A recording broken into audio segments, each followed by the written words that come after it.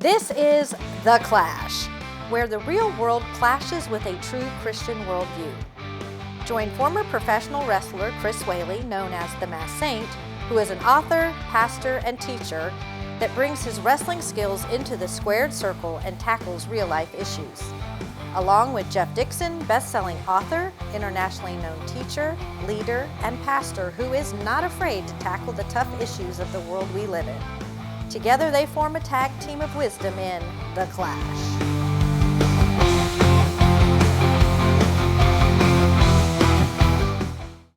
Hi, welcome to The Clash, where we take a Christian worldview and allow it to clash into the culture around us. And when we're done, hopefully it's entertaining, enlightening, encouraging, and also it will jar you forward in your journey of faith. I'm Jeff Dixon. I'm joined by Chris Whaley, also known as the Saint. How you doing? Man, I just love your introductions, man. Yeah. I thought that was awesome. Well, you know, I practiced that. Hey, I'm doing good. Up all night. I'm doing good. I'm excited about the show. I am too, because we've done a lot of things. We have covered a lot of topics, and we love doing that. We love kind of digging in and having a little fun and poke fun at the church and Christian folks, and we do that with great respect. And then we've also talked to a lot of wrestlers, talked a lot about wrestling, but we also get a little political from time to time. Every now and then. And so if our audience is not ready for a political show, this would be the time to go back to an Andy Griffith rerun. Because we're going to talk politics for just a few minutes, or, well, as long as the show lasts. Yeah. And this episode, Chris, is called First 100 Days. Trump's first 100 days. Or, as our producer pointed out, Yeah. Biden's first 100 days of retirement. Right. Either one it is. But we're going to take a look at the first 100 days of the Trump administration, second go-round. Right. 47. Right. And make some observations, share some thoughts, have a little fun with it. Oh, yeah. It's going to be a roller coaster ride, but before we do, we want you to buy some of our junk. So hold on, and we're going to take a quick break. Yeah. Chris, I was just thinking while we take a break here in the show, Yeah. wouldn't it be nice if you could go somewhere and shop and get high quality merchandise that would have a lasting impact? Wouldn't that be good? I think that would be absolutely awesome. Well, I've got a suggestion for you, because what is your favorite saying? Don't tap out. Look at that. How about a Don't Holy Tap Out smokes, t-shirt? And don't look at the tap logo out. on the back. What's on the back? The Clash. The Clash. That's one of my favorite shows. You know, it's on my top list, too. And, people could go and buy this from our store. Now, you say, how do you get to the store? Well, right now, there's a QR code on the screen. If they use that QR code, they can go and they can buy, name something. We'll see if they can buy it there. What do we want? What to buy? Probably, I want to get a long sleeve hoodie. You know what? You can get a long sleeve hoodie there. Really? Yeah, and you know what else? If What? you had a baby tomorrow, you could get Clash baby gear at that Onesies? same store. Yep, you can get that. All of it's available at the Clash store. So if you haven't been to the Clash store, you're one of the few people in America that hasn't been there yet. Yeah. And so check it out. Buy our stuff. It makes us money. It makes us happy. Yeah. Okay. Go to the Clash store. Hey, welcome back to the Clash. And, I hope you get one of those Clash shirts because they are awesome. I'm going to wear one day. But Jeff, Yes. talking about Trump's first 100 days. No doubt. Did you have any idea that he would have accomplished what he has in the first 100 days? No, to be honest with you, I did not. I mean, the guy rolled into Washington like a tornado. Oh, yeah. And when he hit, he just cut out a swath that's just been huge. Yeah. In that first 100 days he's been there, and it's been fun to watch. Yeah. And there's a lot of heads exploding. Sure. Yeah. It's driving some people nuts. Yeah. But it's been so much fun to watch. Well, I think we pointed this out in the Trump episode way back when during the election cycle. Yeah. But if Trump is anything or knows anything, he's a smart guy. But he also is an entertainer. Oh, yeah. He is his own producer, and he knows exactly what he's doing, what he's saying, when to do it, and how to do it. Right. And I mean, in case in point, I mean, and one of the funniest examples, I mean, and it just makes me laugh every time, is that there was a particular 24-hour period where it seemed like the news cycle was running away from him, and he was getting some negative press, and he wanted to get it back. And so that's when he dropped the bomb for the first time that he was going to run for the third term. Yeah. And all of a sudden, it's kind of like that becomes the lead on all of these media channels, all these media outlets, all these networks, and these guys are just babbling about it like it's going to happen and what it would take and how it's going to be it's good, just treason. It destroys the Constitution, like they cared about the Constitution, and Trump just let it fall, and it doesn't go away. He'll bring it back up every once in a while, because he knows they're like bottom feeders, and they just can't resist him throwing chum over the side. And that's very much on purpose. That's part of the mystique that is the 47th president of the United States. Oh boy, I was thinking about so many different things in his first 100 days, but we need to start with something. But let's start with the border. I mean, I loved his little address to the nation. It wasn't the State of the Union, but it was like it, Right. And that line in there where it said, we needed legislation, and we found out that we didn't need a legislation. All we needed was a new president. Yeah. And it took it well. I mean, the stats on that, in his first full month of office, so this is not 100 days, this is 30 days, okay? Yeah. Officially, these are called Southwest Land Border Encounters. There's a category. Yeah. Okay. They averaged 418 a day in that first month. But the reason that's significant is because it was down from a peak of 9,741 a day in the previous administration. During Joe. Right. So within that first month, he had decreased it from over 9,000 to below 500 a day. Now, that was in the first 30 days. Yeah. And it's continued to just kind of drop off since then. So effectively, through some mandates and some executive orders, he closed the border. Yeah. And, Jeff, the statistics are like 90% of Americans are for closing the border and getting rid of illegal immigrants. I mean, people that came into our country illegally. I know we're Christian. I know we want to be benevolent to people, but you got to do it the right way. But it's so amazing to me with 90% of Americans, they're agreeing with it, and then 90% of Americans agree with the fact that we don't want men in women's sports, but yet the Democrats are hitching their plow to that, and they're not getting it, Jeff. No, they don't. And I think one of the things that you've seen over the first 100 days, a lot of what Trump is doing is not a surprise. It's what he ran on. It's what he campaigned on. Right. And so for a Trump voter or a Trump supporter that's out there, they're thrilled to death because he's delivering. But he's delivering at a staggering rate. I mean, it's like a comet that's just flashing across the sky. And I think the thing that makes it even more powerful is it stands in such a stark contrast to the previous holder of that office, who would close up shop at 4 o'clock, 4 o'clock in the afternoon, and after 2 naps and an ice cream break, and you've got Trump out at midnight greeting a hostage that came back. And by the way, he got 30 hostages released before he ever was put into office. Yeah. From the time that he had been elected until he was inaugurated, there was a hostage release that took place that he was involved in. Yeah. I mean, that's insane. Right. And they I know they're already got the articles of impeachment against him and all, but the guy doesn't do anything in secret. No. I mean, every day he's on TV answering questions. Every day. Yeah. And then when he's on Air Force One, he goes to where the reporters are and answers questions while they're there. He lets people go into his staff meetings. Yeah. I think it's the first time, I could be wrong about this, but I think it's the first time in history that they've actually live telecast staff cabinet meetings. Right, cabinet meetings. In the White House. Unbelievable. I don't think that's ever happened before. I don't think so. Yeah.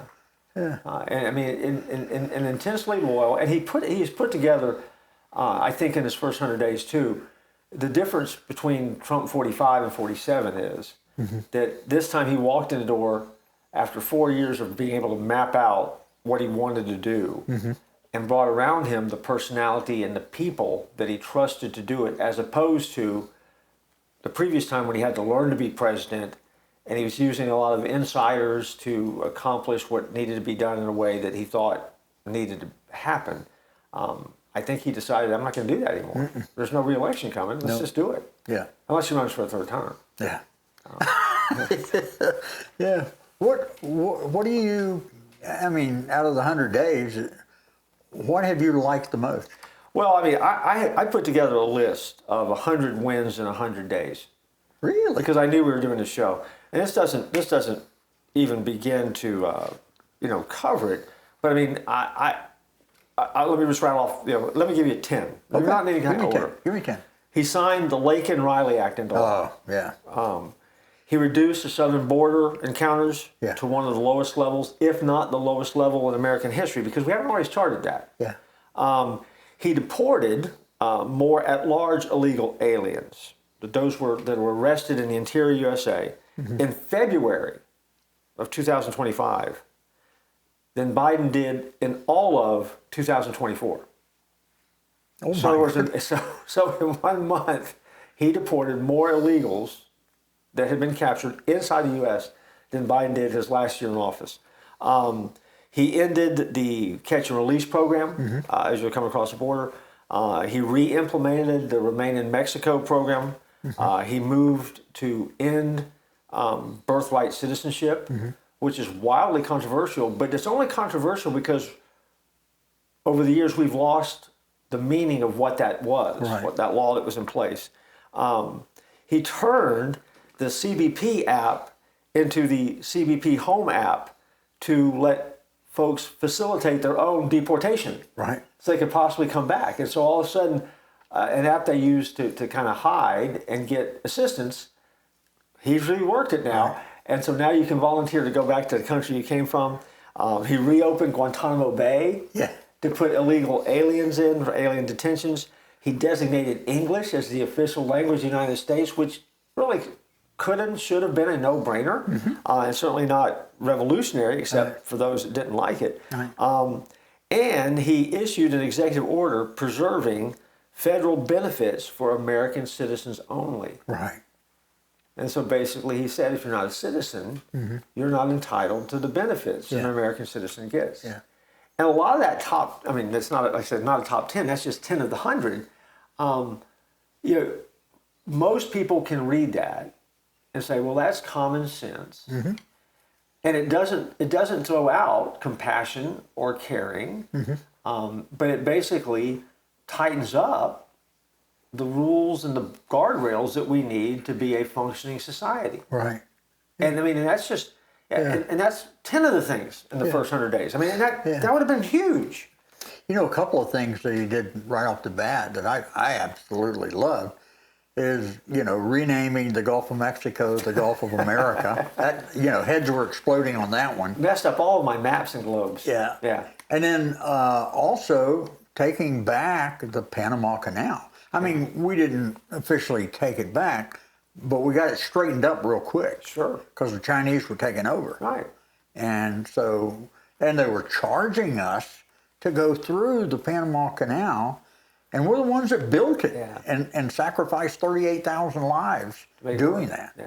So those are a couple of things. Well, I mean, I think one of the things that happened right up front when the Trump presidency started, when he walked into office, he walked in ready to roll, and for him, it wasn't about moving in as much as it was getting to work, and he did immediately day one, and I think one of the reasons that stands out so much is because it's in stark contrast to the previous administration. Oh, yeah. But by the same token, he came in and recognized through the number of votes, the electoral votes he caught, that there was a mandate, there was a desire for things to begin happening. And so they did, and the first 100 days was off and running. Yeah.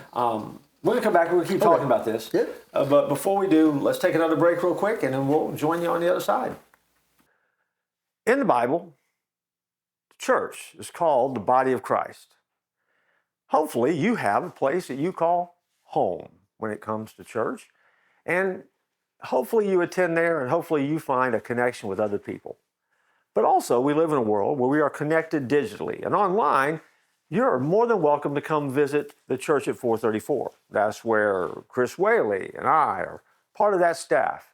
The website, touchandchange.net, touchandchange.net. Use the QR code to get there.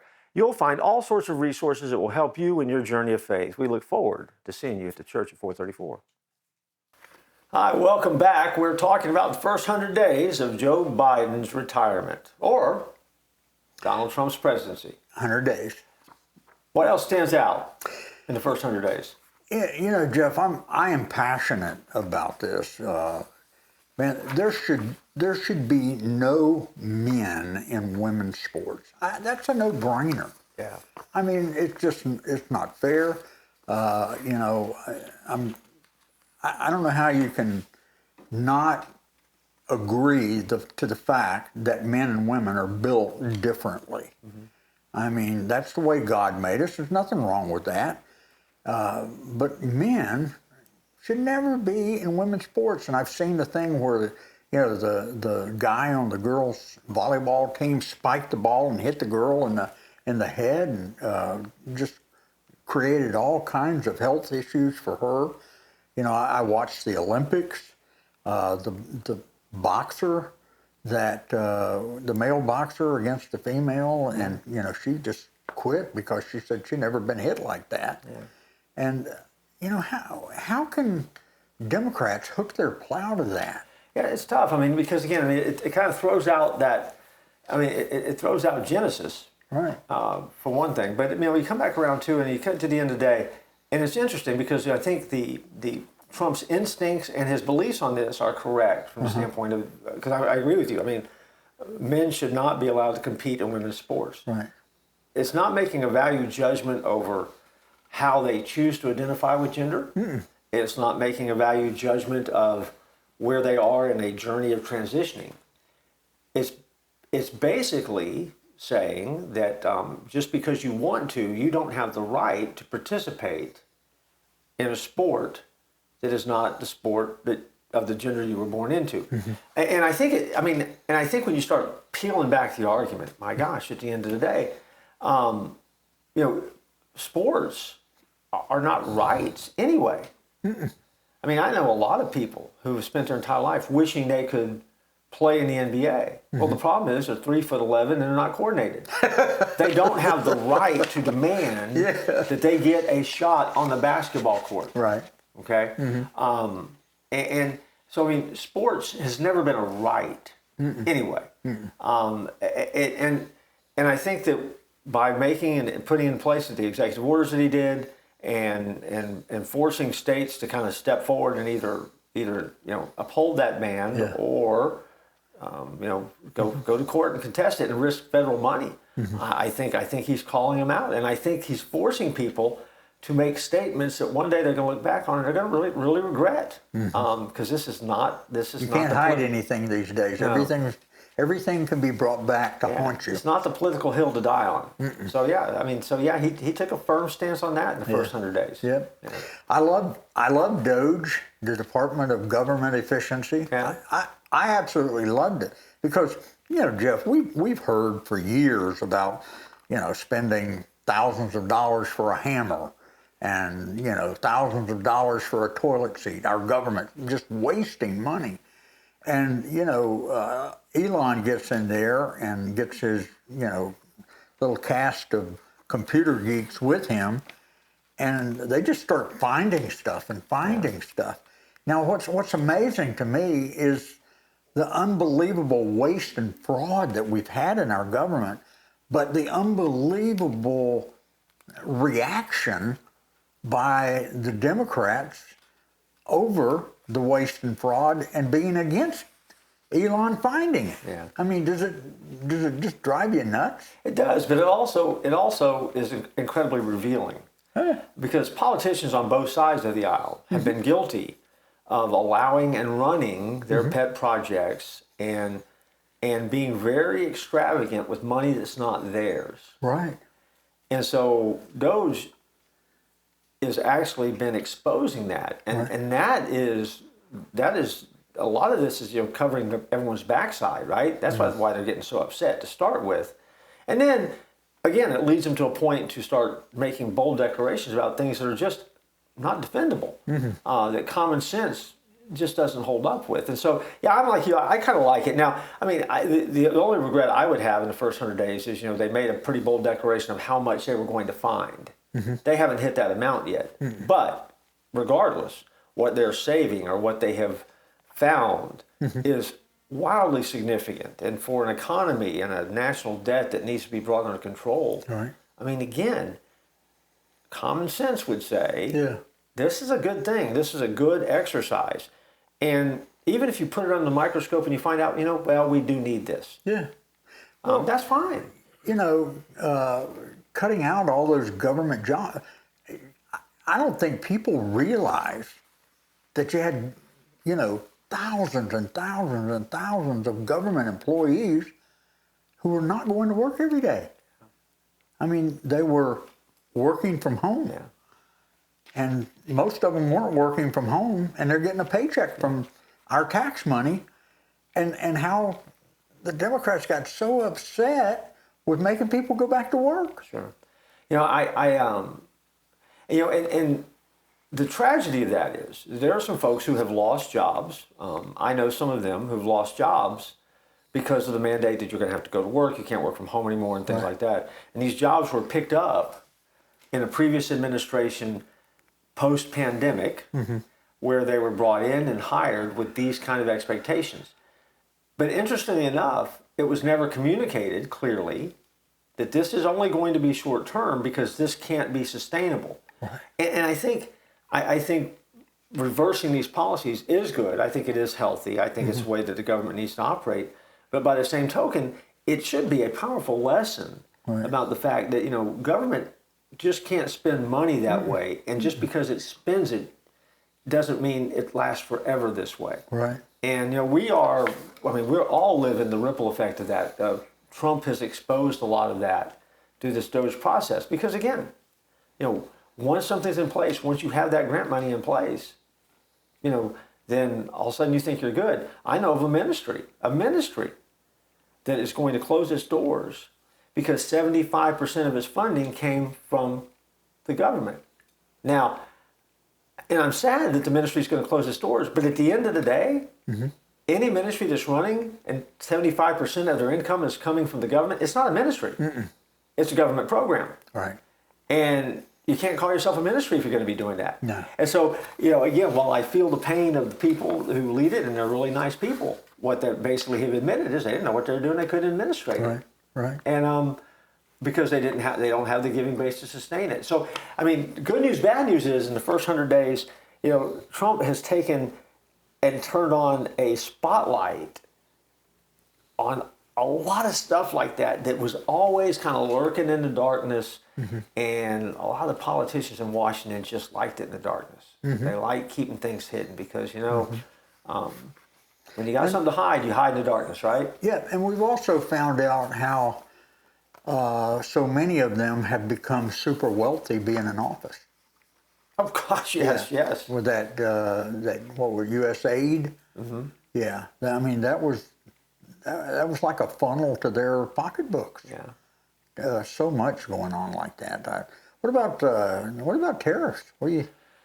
Tariffs? Tariffs are interesting. I think I understand. Let me put it this way. I think I understand what the tariff situation is, and I know why it's being done because America was getting the short end of the stick on a lot of things. Right. I think where the Trump administration has blown it in the first 100 days is their messaging has been horrible. Yeah. They cannot tell the message and explain to people why they're raising tariffs in such a way and what reciprocal tariffs are. They've just done a horrendous job. They need to hire somebody that can basically explain tariff for dummies. And basically, 3 points in a poem and explain what it is and get done with it. And then how long they anticipate the pain lasting. Because at the end of the day, even as we're getting ready to record this, Walmart, local company, right? Pride themselves on getting 75% of the things that they sell are made in America. Yet their big CEO gets up there and says, we're going to have to raise prices because of tariffs. And I'm thinking to myself, well, dude, if 75% of the stuff you're making comes in America, these tariffs shouldn't be hurting you no matter what they are. So this is about greed, and this is about a grab and forgetting who your audience and who your consumer is. And see, that's what happens with it. It's become a political kind of a time bomb where, again, good messaging, I think, could have ended that, because I think the tariffs are going to help bring some things and right the course. Now, post-Trump, will the next leader in place have the common sense not to get us back in that same hole? Don't know. Well, we're, 37, $38 trillion in debt? Yeah, I don't have that to loan the government. Yeah. And somebody had to make the decision. We've got to do something. Sure. Because this is not sustainable.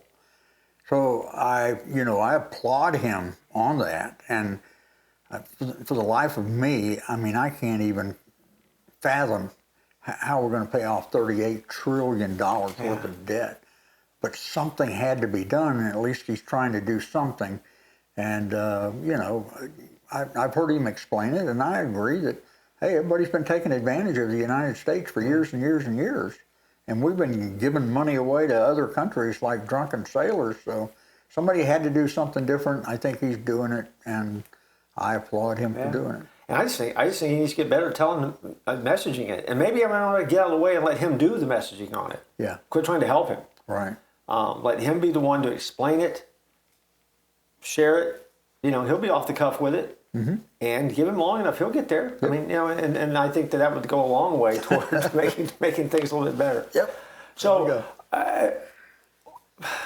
we're going to wrap this thing up in a minute. But so, are you a fan of the first 100 days? Do you like the way the first 100 days have gone? Oh, absolutely. Okay. Yeah. I don't know, our fan base out there with the Clash, I don't know if this is going to make it go lower or whatever, but no, I'm a big fan of what he is doing and trying to just bringing common sense back to our country, which has been needed for a long time. Yeah. I like the first 100 days too, if nothing else, for the sheer entertainment factor of watching the news. Oh yeah, I can't wait to watch the news. I can't wait to hear what's going to happen next. And speaking of what happens next, we're going to take one more break and come back and wrap this thing up. And so don't go anywhere. Hey there, stop whatever you're doing right now. Get your phone out and go ahead and aim it right here at the screen at the QR code right in front of you. Because I know what you're thinking. You're thinking, hey, I'm having such a great time watching The Clash, but there's been some episodes that I've missed. Well, if you take a picture of that QR code and follow it to the website, you're going to discover all of the episodes of The Clash that you might have missed on a channel called The Church at 434 in Motion. 434 in Motion has that and a lot of other resources, and we would love for you to catch back up on what you've missed. Every day there's brand new programming that comes out, and we want you to be a part of it. Now, hey, relax, it doesn't cost you a dime. It costs you a little bit of time, but it's well worth it because it's time well spent. Actually, it's almost like you're making money at it. So use the QR code, come find us, see the episodes of The Clash that you missed, and let's get back to the show. Well, we've just scratched the surface of this topic, obviously. Maybe we'll come back and do it again another time. But for now, we've got to be done. Yep. Maybe we'll do 125 days or 150 days. Never can tell. But whatever you do, don't tap out.